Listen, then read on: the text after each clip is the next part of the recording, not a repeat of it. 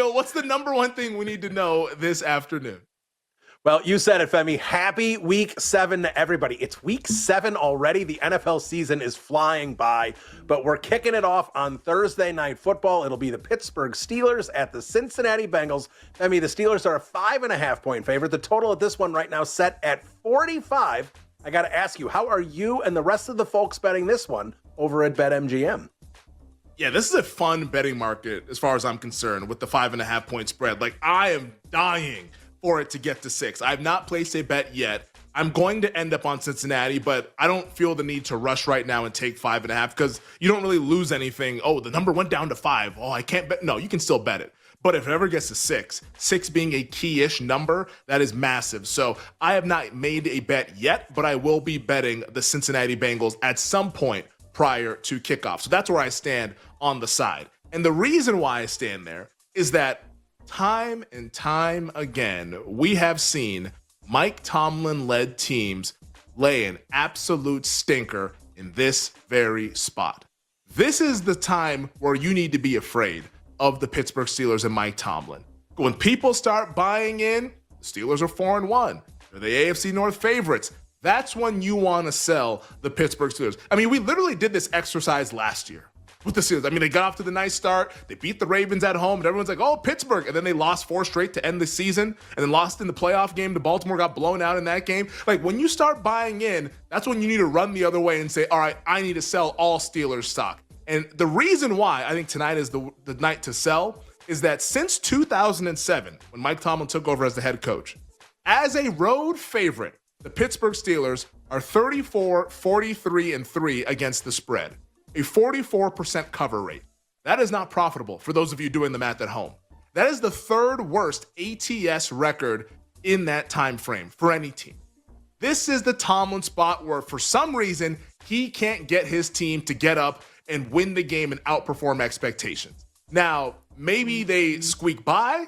That could be a potential. But I don't think this is going to be Steelers by a touchdown, Steelers by 10. I could easily see it being like 23-20, 26-23, 24-21, something like that, where the Steelers, you look at the end of the game, and it's like, wow, Steelers, they really touched the stove on that one, but they got by nonetheless. Like, I think that's how this is going to play out. I'm not necessarily banging the table for Bengals money line like I was for Bears money line to pat myself on the back from this past Monday night, but I still think that Cincinnati is competitive in the game and they cover the 5.5. So give me the Bengals plus the points. As for what everyone else is betting, the BetMGM Insights, courtesy our friend John Ewing, 58% of the bets, 57% of the handle is on the Steelers laying the 5.5. 68% of bets and 84% of the handles on over 44. That's now since moved up to 45. 55% of the bets on the Bengals money line at plus 200, but 74% of the handle is on Steelers money line minus 250. Obviously, we'll have to lay 250 to win 100 with the big favorite. For the popular player props, 5th most popular is Jamar Chase over 74.5 receiving yards. 4th most popular, DK Metcalf over 64.5 receiving yards. 3rd most popular, Noah Fant over 27.5 receiving yards. I mean, a lot of passing in this game, huh? 2nd most popular, Chase Brown, the Bengals running back, under 13.5 rushing attempts. And the most popular player prop over at BetMGM, where we look to make it legendary, Darnell Washington over 22.5 receiving yards. Very interesting there as folks are backing the Steelers tight end. As for the most popular anytime TD score, it is DK Metcalf at plus 145, but Darnell Washington's the 2nd most popular. Everyone's in on Darnell Washington tonight. Femi's Island, we're not in on Darnell Washington, which we'll reveal later on at 6:40 Eastern time. Bill, hit me with the next story. That was going to be my next question, Femi. So let's wait for Island until 6:40, and let's move over to the Diamond, because you talked about the ALCS, but we've got game 3 of the NLCS. That's going to be starting at 6 o'clock Eastern at Dodger Stadium. It's the Milwaukee Brewers going with Aaron Ashby in what looks like it's going to be a bullpen game against the LA Dodgers, who will be throwing Tyler Glasnow. Now over at BetMGM, LA is minus 175 on the money line, Brewers plus 145, and Femi, the total runs in this one is set at 8. Yeah, Bill and I, we were talking about this earlier this morning when we were getting ready for the show. Like, these bullpen games are absurd. like, this is the playoffs, man. But like, this is new wave 2025 baseball. I guess it's what we got to do. kudos to the Dodgers for throwing starters out there each and every night in the postseason. Like this is what it's supposed to look like, and the Dodgers starters have been the story. Blake Snell in game 1, Yoshinobu Yamamoto in game 2. Those dudes were dominant. Yamamoto with the complete game, Snell with the 8 innings and the 10 strikeouts. They have not been able to get to this bullpen. But I will say, if you think the Brewers can get to the bullpen, I wouldn't go with betting the Brewers. I just bet the over. That would be my bet. I think game 2 should have gone over the total. I bet over 7. That was a very tilting experience with the Dodgers leaving 10 men on base. Did not find that very enjoyable. But I do think it was the right bet. So if you believe that maybe Tyler Glasnow is not going to give you what Snell and Yamamoto gave you, I think this screams over with the Brewers and the Dodgers. Now, the Dodgers, to bet them, I mean, they're such a big favorite, minus 175. I don't really want to dive into that. I think they're going to win, but so does the betting market. The way that I'm going to bet this game tonight, I'm betting on Shohei to get out of this slump. It's been bad for Shohei Ohtani in October. Ohtani is 5 for 34 so far in October, batting 147. He hit 2 home runs against the Cincinnati Reds in that game 1 of the NL Wildcard Series. Since then, he's got some 0 for 4, and 0 for 5, and 0 for 4, or 1 for 5, striking out a ton, leaving dudes on base. And there's been a lot of discussion, hey, is Ohtani having to focus on pitching? Is that taken away from the hitting? Ohtani will be on the mound for the Dodgers tomorrow night. I don't care. Let's sell this nonsense. I think Ohtani is just fine. Sometimes he goes through these slumps if you track how Ohtani fails. Like he has these moments where he's just going to strike out a ton, but you live with that because what you're going to get tonight is a man who will meet the moment, read the room, and leave the yard. I like Ohtani to hit a home run, plus 250 over at BetMGM. Not the biggest price, but I like betting on the best player in the sport. I think he hits a homer, goes yard, and we are cashing a ticket later on this evening. Bill, hit me with the next story. I mean, we've got some important notes in the National Football League. So let us start with the Arizona Cardinals because Kyler Murray at practice today was throwing to the practice squad wide receivers, while Jacoby Brissett was the one getting in the work with the top receivers once again. Cardinals have a home game this Sunday against the Packers, and Femi, looks like Jacoby Brissett might be getting another start here against Green Bay. Yeah, that's what all signs are pointing to. And what I find most interesting is that the betting market was just like, all right, whatever. like this did not move at all. I was expecting, hey, maybe we go from 6.5 to 7, and I guess maybe just because Kyler's still practicing, folks want to get some more information because it's just Thursday. Tomorrow will give us a more clear picture as to what the plan will be for the Cardinals behind center. But I didn't think that this was going to be 6.5 with Jacoby Brissett as the quarterback. Now, maybe that is an upgrade on how we think about Jacoby Brissett, and to which that I would say be careful. Or maybe it's a downgrade of the Green Bay Packers, who through 3 weeks have not looked very impressive. Like they had the tie against the Cowboys. Of course, they had the loss against the Browns before that, and they just had an unimpressive victory over the Cincinnati Bengals this past Sunday. Could be a little bit of column A, column B, but I would actually lean towards betting Green Bay at these prices. I haven't made up my mind yet, and I haven't got to the window, but I don't think I would ever bet the Cardinals. Like the Jacoby Brissett game, like, hey, the fallen hero spot, all that stuff, that was last week.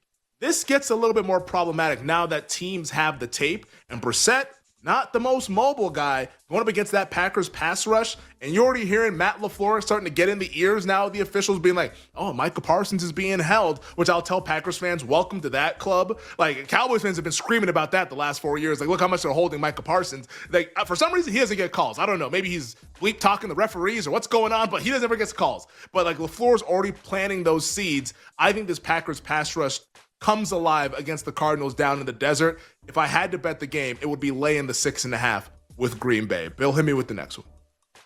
Well, Femi, the Tampa Bay Buccaneers seemingly have had every starting skill position player out with injury. Last week, they finished the game without Irving, Evans, Godwin, or Igbuka.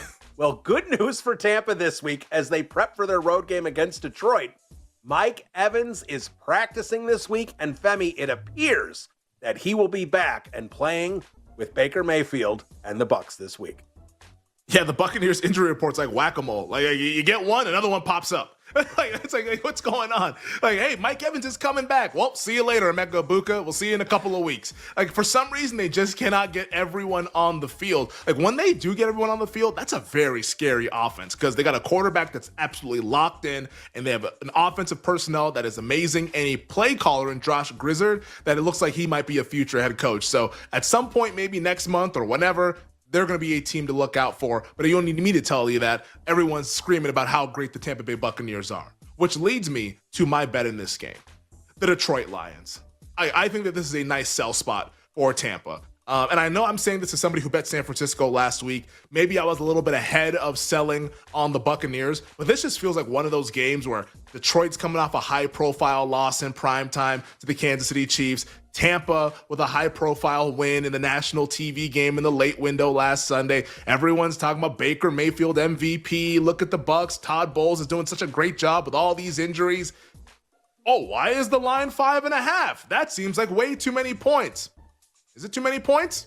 Maybe it's not enough points. I laid 4.5 earlier this week. I would lay anything under 6. At 5.5, it'd still be a bet for me. I think the Lions get back and get right, even though they have their own issues in the secondary, particular, where Kirby Joseph didn't practice today, and Brian Branch, the suspension was upheld after he tried to appeal that yesterday. Like, it's going to be a little bit rocky in that secondary, but I think you get points, and I think you get the Lions getting it done at home, a nice bounce back spot. Give me Detroit, lay the number, because I think the Lions show everybody that, hey, they're still a premier team in the NFL, and they're going to do it against one of the best teams in Tampa Bay. Bill, hit me with the next story. All right, Femi, we've talked about how inept the New York Jets offense looked this past weekend against the Denver Broncos. The Jets, of course, 9 sacks and 9 completions, negative 10 net passing yards in the game. The first team this century to accomplish having negative 10 or more, or would it be negative 10 or less? I'm not sure, but, negative 10 going that wrong direction yardage. The first team this century to do it. This week, Justin Fields says he's been too conservative operating the offense, and he plans to be more aggressive. Now, Femi, as a Bears fan, this is something I've heard Fields say before, but things, at least in the past, never change. What's so interesting about Fields' comments is that he was saying, I pride myself on taking care of the football and not turning it over and putting it in harm's way. I'm like, buddy, we all have 4K television. We see the games, man. I don't know if I don't think word association, Justin Fields, protect the football. That's no, that's not a thing for me, at least. From what I've seen, the fumbles are pretty egregious, and he will throw it into coverage time and time again. But I think this spells to be a disaster for the Jets. Justin Fields, there's a reason why I'm sure the coaching staff is telling him, hey man, just emphasis on protecting the ball. Please protect the ball. Maybe it gives us a chance in these games. If he's going out there and, in his words, letting it rip, I'm not going to like this scenario for the Jets at all. I know you can pass on Carolina. Secondary is not that great. It's the run defense that's much better for the Panthers.